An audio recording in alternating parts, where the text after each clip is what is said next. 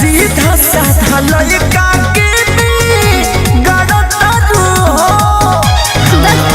खोलल तू चाहतारू दिल के हमरा ताला।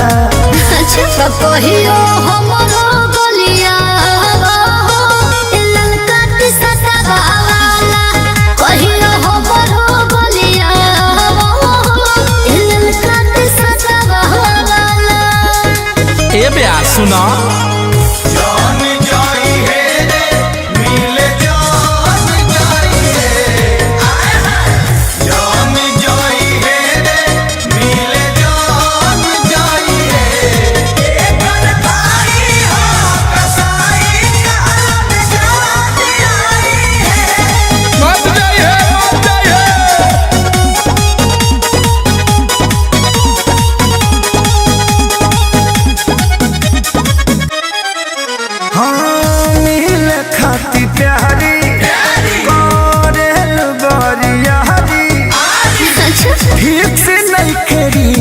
लेके मिलल पिछुआरी अरे जोन तेरा हो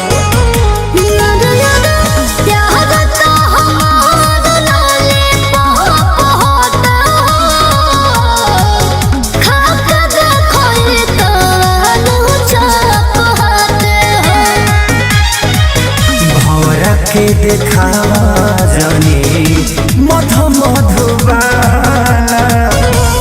कहियो हमरो गलिया ललका के सतावाला कहियो हमरो गलिया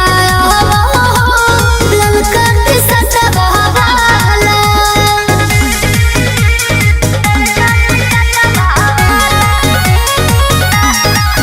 म्यूजिक बाय आर्या शर्मा। करे द पढ़ाई छोड़ द तराई सारा दिमाग हमार लव में लभेराई।